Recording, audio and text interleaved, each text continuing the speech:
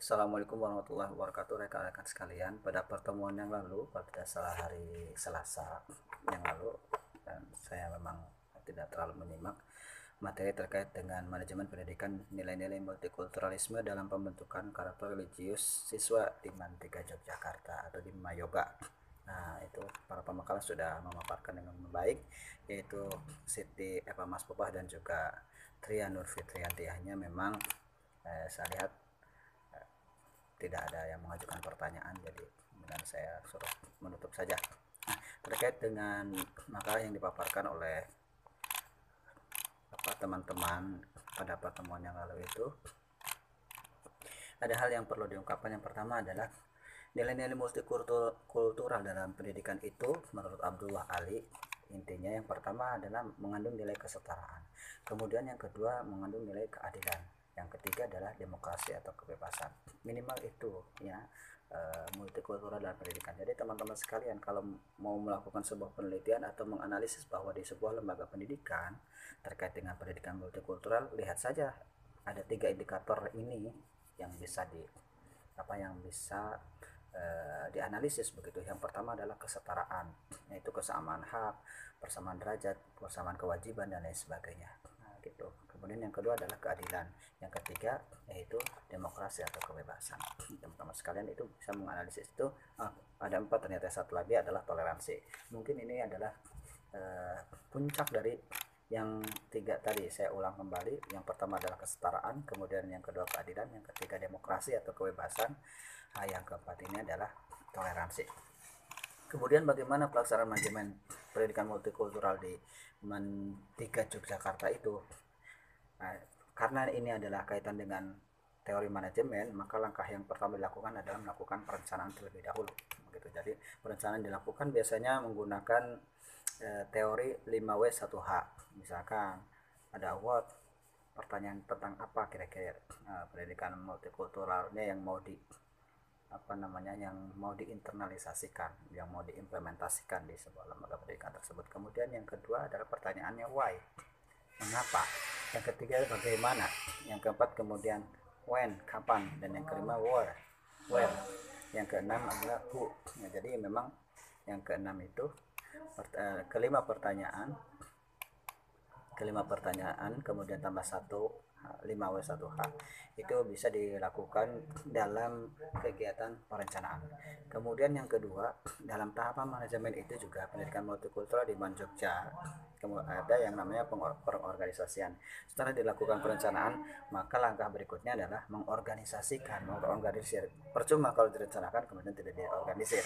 Maka perlu juga bagaimana caranya supaya implementasi pendidikan multikultural itu bisa efektif dan efisien dan produktif bahkan.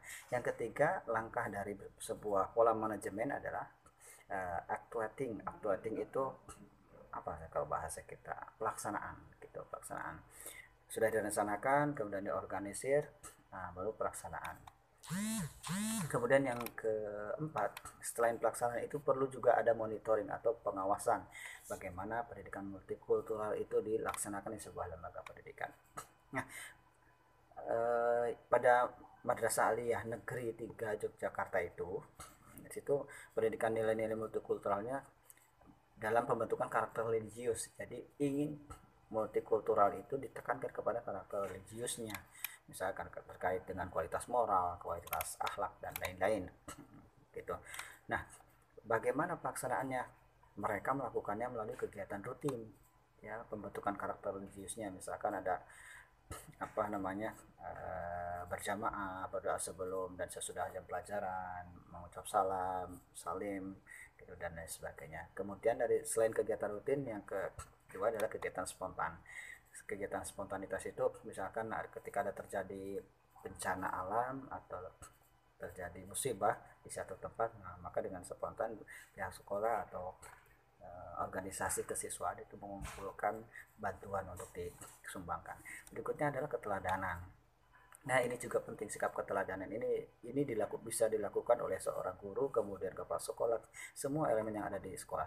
Berikutnya adalah pengkondisian. Selain yang tiga tadi, dari mulai kegiatan rutin, kemudian kegiatan yang sifatnya insidental atau spontan, dan keteladanan, perlu juga dikondisikan. Karena kalau tidak dikondisikan, biasanya sekolah berjalan apa adanya itu akan sulit. Ya, kemudian cara pengkondisiannya salah satu di Man 3 Yogyakarta itu adalah dengan apa namanya, dengan menempel beberapa kata-kata motivasi gitu ya di beberapa mading. Nah, itu supaya apa namanya, para siswa bisa melihat itu.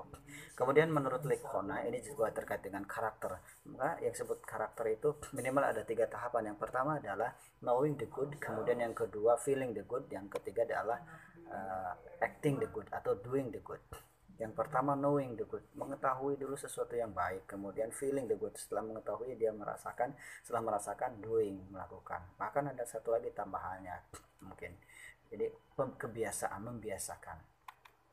Nah, itu kemudian ada 5 menurut Start itu ada 5 macam dimensi religius atau keberagamaan. Yang pertama dari dimensi keyakinan, kemudian yang kedua dimensi praktik agama, yang ketiga adalah dimensi pengalaman. Nah, jadi yang 5 tadi itu apa namanya, dirangkum dalam 3 hal. Yang pertama dimensi keyakinan, yang kedua praktik agama, dan yang ketiga adalah dimensi pengalaman. Jadi teman-teman sekalian, yang disebut karakter religius itu minimal dari yang 3 hal itu.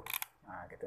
Saya kira itu terkait dengan pendidikan nilai multikultural, manajemen pendidikan nilai multikultural dalam pembentukan karakter religius di Mantika Yogyakarta. Terima kasih. Assalamualaikum warahmatullahi wabarakatuh.